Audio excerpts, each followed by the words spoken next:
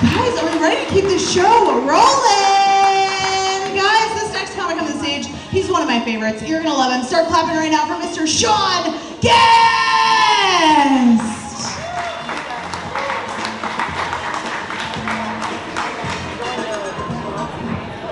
You guys might have seen me direct you in here earlier. You thought you were coming to a comedy show. Guess what, bitches? It's fucking timeshare time. Let's fucking buy a timeshare. I'm just playing with you.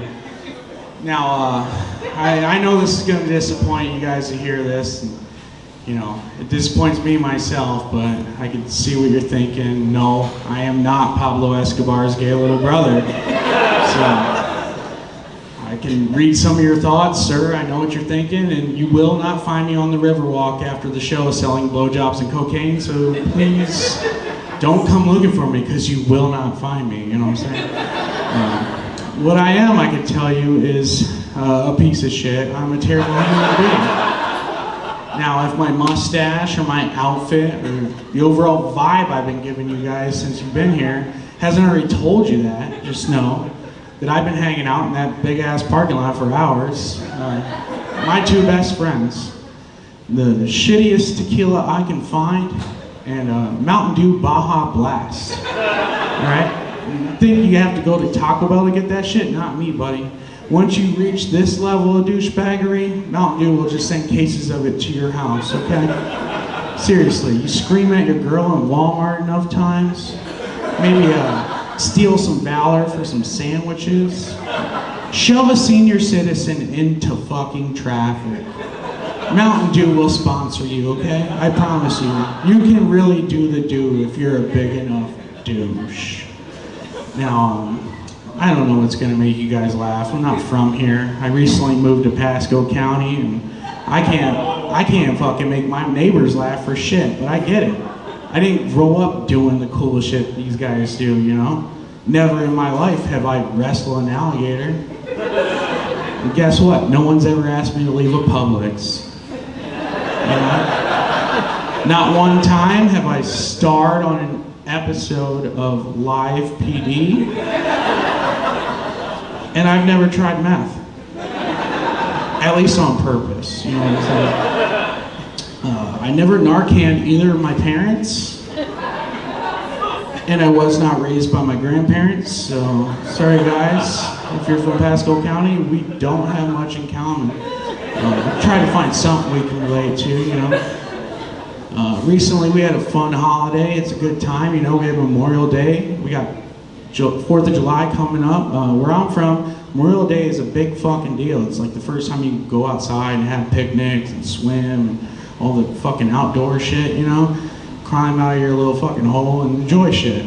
And it makes me feel extra patriotic this time of year with all these government holidays like that. But I know someone that blows us all out of the water when it comes to patriotism. You understand? I have a sister, and we have a word for her.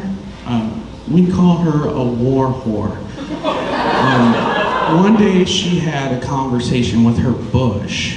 And like the two great Bush presidents we had, they absolutely loved the military. So she decided her goal in life is to fuck the entire armed forces. Okay? She moves around a lot. She's got a great job. She can up and leave and repost wherever she wants.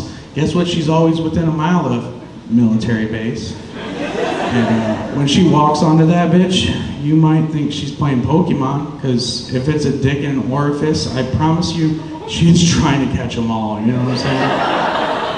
And you might think that like embarrasses me or upsets me or, you know, makes me feel bad. No, fuck no, I salute my sister, seriously. She has done more for the morale of our troops than the USO could ever fucking do, okay? She has given our country more Hummers than all of our tax dollars combined.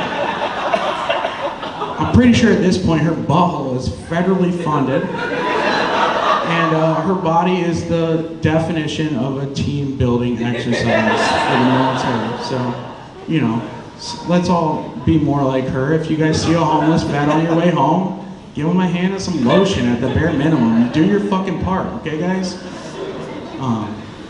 Like I mentioned earlier, not from here, you know. I don't know if we had the same sense of humor. I came here from Michigan. And in Michigan, I worked on a pot farm for a very long time. I worked for my best friend's uncle. He's one of the good ones, not that can you keep a secret and then wake up with a thumb in your ass uncles, but the ones that like give you good advice and buy you beer and shit like that.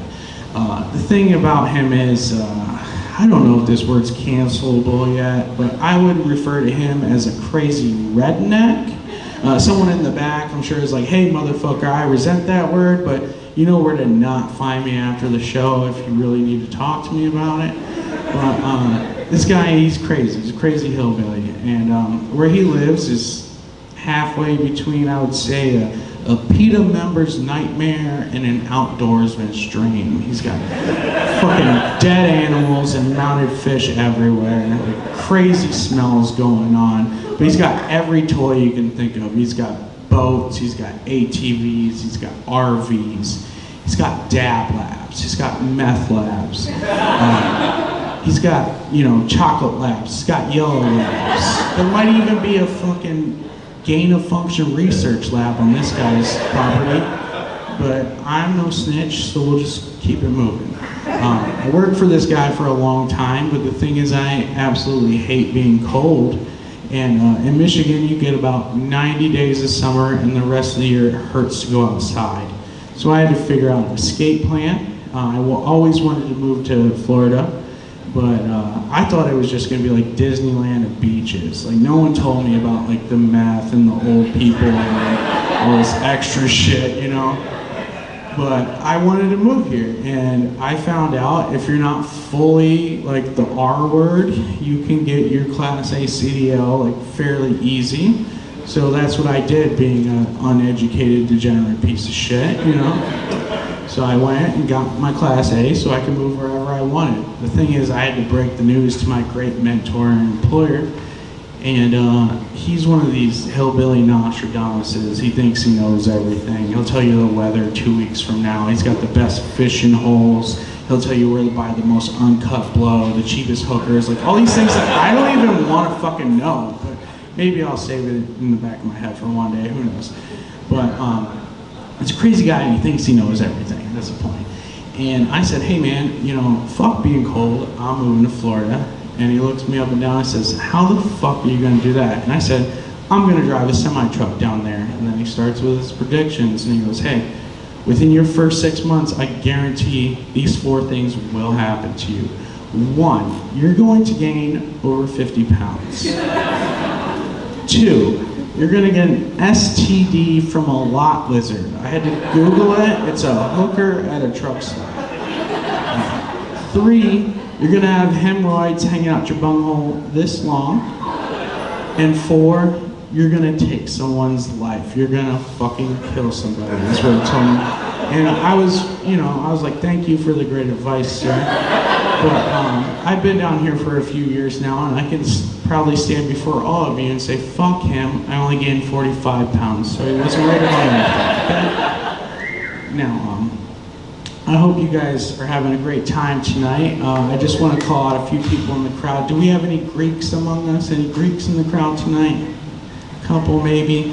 Just so you guys know, it's all good. But if you are Greek and you are under the age of 40, there's a very good chance that I absolutely fucking hate your parents, okay? I apologize for that, but my real job, the one that pays the bills, takes me to Tarpon Springs very often. And it's frequented by these people that I've been building like a prejudice towards, but I've been told as long as they're not Jewish and they're white, you're allowed to do it. So I fucking hate these people.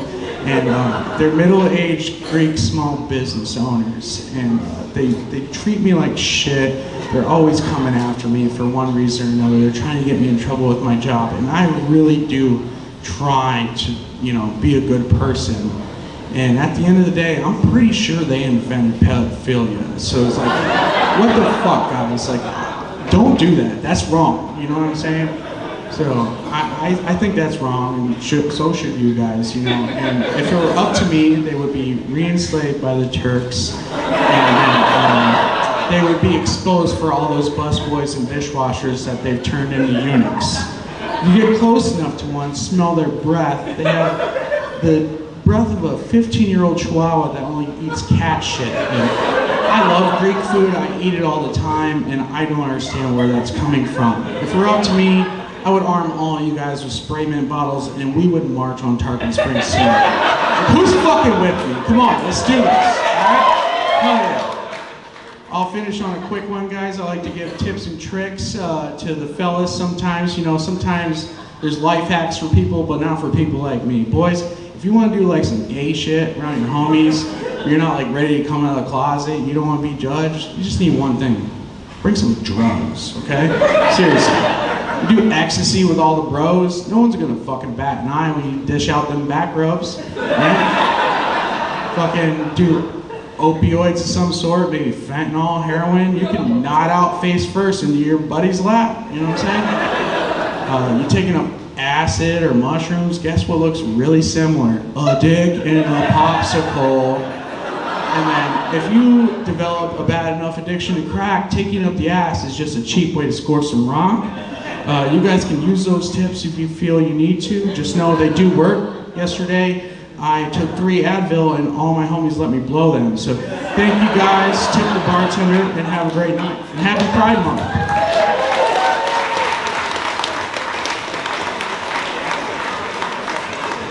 One more time for Sean Guest. Do we love him?